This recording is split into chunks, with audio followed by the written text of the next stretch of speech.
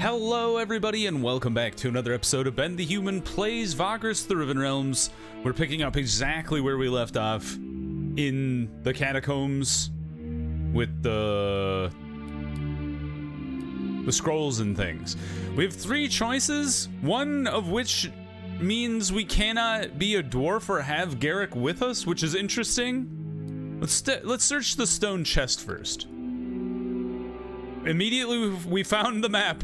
First comes the laborious process of clearing the dust. Only after a thorough effort can the chest be pried open, and only with the strength of several of the group. Once open, a scroll case fashioned of hard leather is preserved despite the age it has spent here.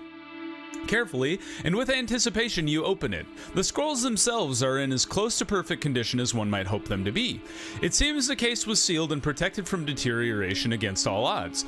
Thumbing through the manifold maps and scrolls inside, you soon realize that every detail has been meticulously drawn, documented, and annotated, though all are separated logically across a selection of scrolls. Rarely have you seen such fastidious work. The maps cover every detail of the Ember Mines, but one in particular sticks out. There seems to be at least one more concealed entrance. Your allies, the ones who sent you here, will surely wish to learn of this detail. Whoever becomes privy to this information is likely to have a formidable advantage in any conflict in the mines. At the bottom of the chest, you also find a large iron-bound manual about prospecting, written in Imperial Common by dwarves, for humans it seems. Despite the condescending tone in the book, you believe it could turn out to be useful. It is in almost mint condition, so you decide to take it. I love that it's condescending. The Dwarven Prospecting Manual. Huh. Well, let's try to take anything of value. Takes hours to sort through everything here, but you and your companions set yourself to the task and get it done with gumption and purpose. An assortment of items, ancient stone tablets, rune fragments, and various kinds of treasure are gathered up. Oh, hell yeah. And then I guess we'll try to sort through the stuff, because we're not a dwarf. The vastness of the scriptorium and manifold trinkets, books, and tablets strewn throughout make it a lengthy affair. First, there are the books and ledgers, most crumble upon touch, falling to tatters on the cold stone floor. Second are the open stone chests and their contents, most of which similarly disintegrate when held. It does take some time, but you manage to sift through these and put the books, scrolls, and parchment that remain in good condition to one side. Last of all are the piles of ancient stone tablets, which, while numerous, prove largely too deteriorated to be of particular value, even to scholars.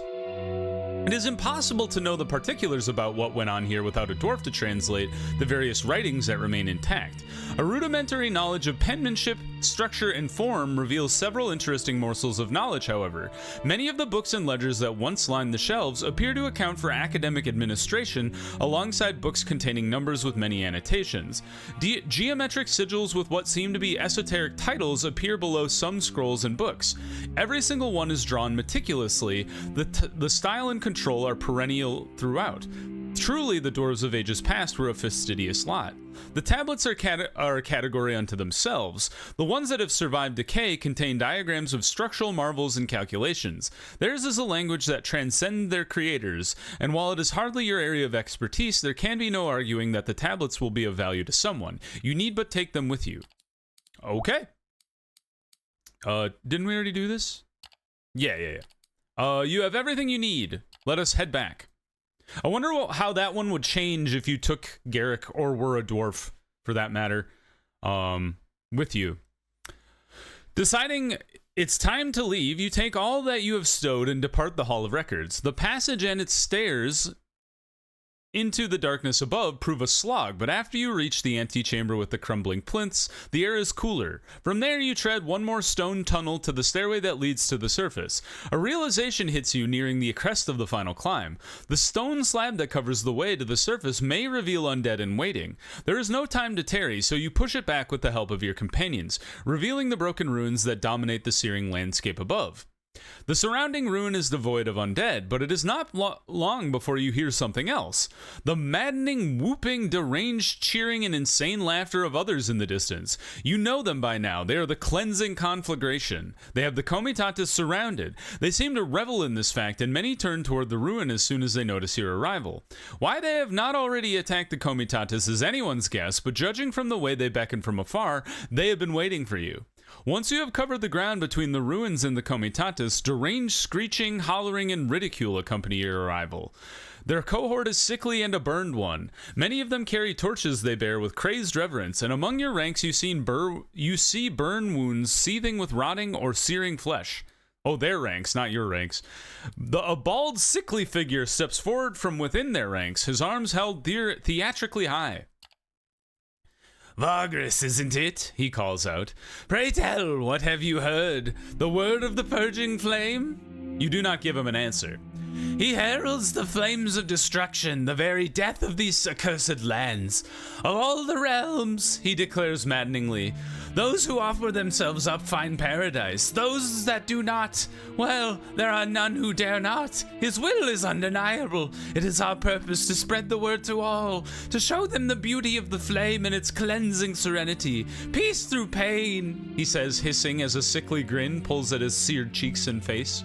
There's no sense in anything other than a show of strength. You tell the man to start making sense so face the full wrath of your crew and companions. "A threat? Oh, we're going to have fun, you and I. I'll save you for last. I bear the seething flame. I'm going to enjoy this, Vagrus. We're going to revel in the flame together, you and me. Oh, but I..." His words are cut off by your shouted orders to attack. The mad priest and his brethren respond swiftly, and a bloody skirmish begins. Oh, you have so much smaller combat strength than I do. What were you thinking? We don't even need to use barricades, actually. We don't have enough resourcefulness to make them super worthwhile. But we can do cull their ranks and then a makeshift barricade, I suppose. Although the makeshift barricade doesn't really do anything, and neither does the shield wall as far as like our combat score goes. But let's just do the makeshift barricade. It does improve our defense strength anyway, and maybe that'll make a difference in the grand scheme of things. Do we have access to our full squad? Looks like we do. Okay, so let's... Do we want to swap out any of our people? Where's Finderath must be wounded. But I'm kind of thinking like throw Ren out there instead of Elani. Well, let's see if we can make this squad work for us. Okay, so Ren's first. Hit the guy in the middle. Double crit, nice. Gunshot. Good hit. Burn these two people to a crisp. At least the front one. Rude. That attack can get out of hand. I think he keeps attacking as long as he doesn't miss. And so he can kind of go to town on you real fast. Magma toss, very rude, but not unexpected. Let's go double Nadir. Be able to put some wards under some of these guys, hopefully. He exploded himself. I shouldn't be surprised. The boot can stun. I didn't know.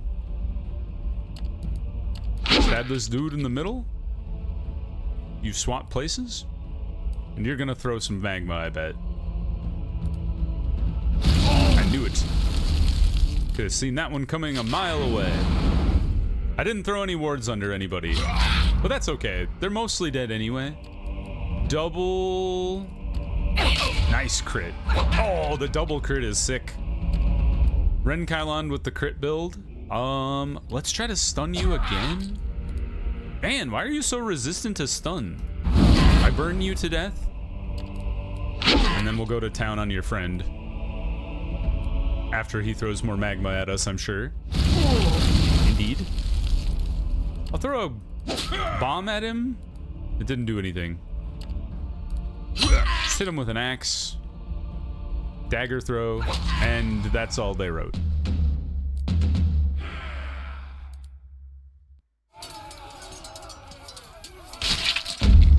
Some wounds kind of across the board. I don't need to pursue them. If they run away, that's fine. We also got 4 of them as slaves. Don't really want to release them.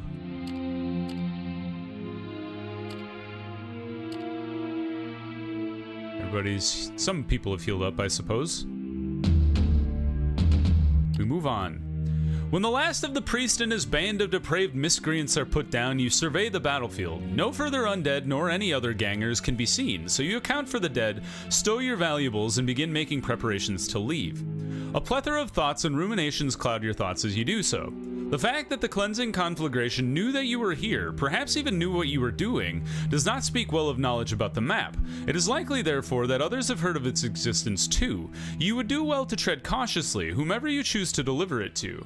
The plans elucidate many possibilities of an attack on the mines, and the hidden entrance you were previously unaware of opens up many means of assaulting the contested site. Navigating the peril before you shall prove trying indeed. As you leave, your head is heavy with possibilities about the future. Let's get a quick rest in here.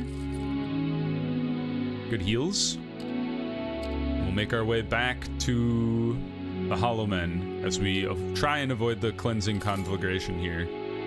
Good heals. Yeah, putting some effort into having high herbalism and medicine skills pays off in the long run. Just by being able to get your companions healed up. Oh, go away! I already fought you last episode. At least I have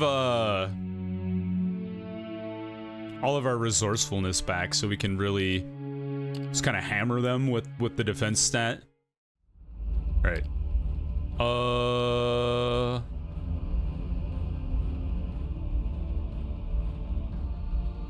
No, I think Finderath is fine. We can stun these guys if we hit them. That's an important part. Nice miss, loser. We would like to take out the alpha before he actually gets a turn to attack. Still alive. Can't quite tell how much HP he has. Ouch.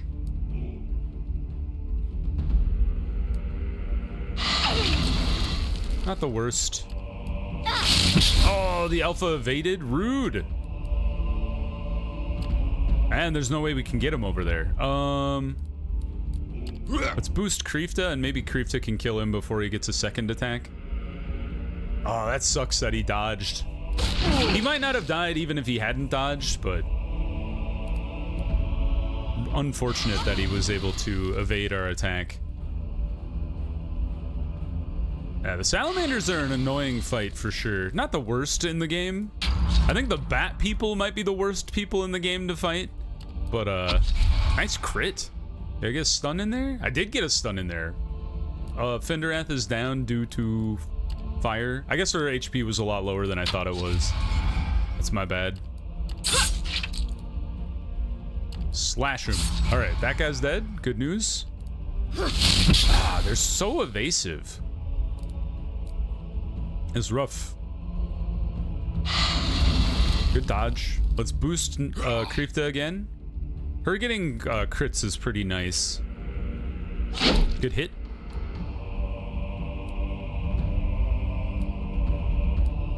What are you doing? What are you doing back there? That is acceptable. You're gonna do the same thing. Stop burning my sorcerer. You jerk. This guy. She's down again. And I can't pick her back up. Stun that dude? He's still up. Let's try to kill him then. That's a good hit. Now he's down. Which is the one of you who's not stunned? This guy. Yeah, good job. Hawk him. He's stunned again. We leap. Nice crit. The lunge forward crit is really strong. Get dead. There are only a few of you left alive. We don't need to chase you. Give our people some time to heal. These fighters have been through a lot. They've been getting wounded kind of the whole time. And so far we've been able to make it work. Indarath lost loyalty. She did get downed. I'll have to do some sort of like side questing just off camera where I make sure all of my companions have good loyalty again.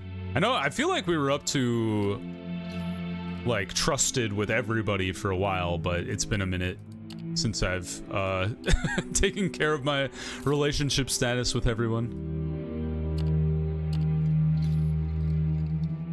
There we go, one more day. Not too shabby. In we go. We must go seek out the Praetorian. You inform them that you have returned with the map of the Ember Mines as promised. A thought stops you before you can offer the map to the Praetorian. This decision to give the map of the Ember Mines to the Hollow Men is final. Once you make it, there is no going back. The other scavenger gangs will surely learn of your alliance and inadvertently turn against you. Naturally, attacking the mine will worsen the impact of your decision, turning you into a hated foe in the eyes of the rival gangs forever. Thus, before you commit to this path, you have to be absolutely certain that you do not wish to reach out to the other scavengers, or that you cannot. So this is where we could decide to go work with the other two gangs before making this decision. I'm comfortable, you know, making my call with the Hollow Men here. If you want, you can go play the DLC and go work with the other gangs yourself. I would encourage you to do so. And then hand the map over to the Praetorian as promised. Yes, that's exactly what I was hoping for, is getting the rep with the Hollow Men. Your decision is final. You proceed to enlighten the Praetorian about your possession of the map of the Ember Mines. He is all ears. With little more than a moment of hesitation, you hand over the map, and the Praetorian slowly takes it into his hands. He scrutinizes it for a few long moments before lifting his eyes up and settling them upon you. Formidable Vagrus, and what of interlopers into the mines or their vicinity? Did you encounter any? You tell him that the cleansing conflagration was waiting for you once you returned, and that theirs was a formidable if arrogant force. Their arrival was a dark omen, one that could have been suspected, yet the Comitatus survived intact. The Praetorian nods in a meditative fashion, and then sprawls the map out on the war room's militarized chart before looking to his kith. Gather, men, he says, his tone commanding. We have now that which we need. Marcus willing, we will prevail. Our friend and ally, the Vagrus, brought it to us from the ruin. Examine the map and find the vulnerabilities we need to. Combined with our scouting report, we will be able to besiege and take the site in good time. The Hollow Men in the war room wordlessly follow their leader's commands. Most begin searching through and commenting on the maps immediately, which leaves you with little time to chat with him. The matter of the back entrance is an important one, so you introduce it. The Praetorian's response is swift. I have already seen it, Vagrus, though I appreciate your forthrightness. You will lead the mission through the rear entrance, where I'm sure you will face the Crimson Skull. You ask him what makes him so sure. All three of the most insane gangs dwell within the mine. The Crimson Skull, it seems, will be near your entry point. You will need to put them down with haste. Further up are the Raptors and the Cleansing Conflagration. Word has it that the Burners are conducting some depraved form of operation in the mine's lowest level. We cannot know what it is they're doing, but we can be sure it involves fire and death, he says, his body language becoming grave. There are rumors of other creatures that dwell in those mines. There's wives' tales and there's reality. Tartarus knows what works down there. Above all, I would stress being ready for anything, he concludes before turning to his fellows. Now, men, you have reached a conclusion? The first to speak is a voice you recognize. It's Decanus Bane.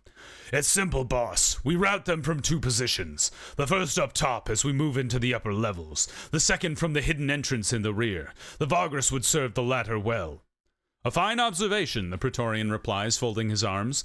Decanus Bane, take Decurion Malice and the rest, the best men of the 2 you can gather. The attacking force will need to be more than 50 strong, he affirms before continuing. Both the Raptors and Burners are down there. You shall have your chance at justice under Marcus's will. Vermin like these can no longer be deluded into the idea that they control anything around here. And yes, he says, his voice commanding once more, the Vagrus and his crew shall attack from down below while your men conduct a direct assault. Bane, Malice, am I making myself clear? Aye, Bane responds smoothly, and you can tell he is honored to have been chosen to lead the operation. 2,000 negative reputation with the Stalkers and the Sons of the Mountain. We've done it now. Set out at once, he says before turning to you. Vagrus, do I have your word that you will be there ready and equipped to face the ragtag miscreants that plague the Ember Mines? This operation must go smoothly. You tell him that you will meet his warriors there. Then it is settled. Decanus, there are rumors of the Burners up to no good, as usual, and of other more foul creatures that call the mines home. I can trust you and Decurion Malice on this, can't I? Both men offer salute in an imperial fashion before their leader. In minutes, more than a score of hollow men have gathered up, all armed and ready to go. Next, the men head out to the Bastion's main camp alongside you and the leader, enlisting others for the assault. In the end, they number close to 100 strong. In light of these developments, you must consider your next move. Let's return to the tower? No. Let's go talk to the Evocatus so we can get those shovels. Excuse me? 5? I could have swore this was 4. I've been bamboozled. Really? Well, I guess we'll just have to keep working on that to get the shovels. Anything else you want to tell me?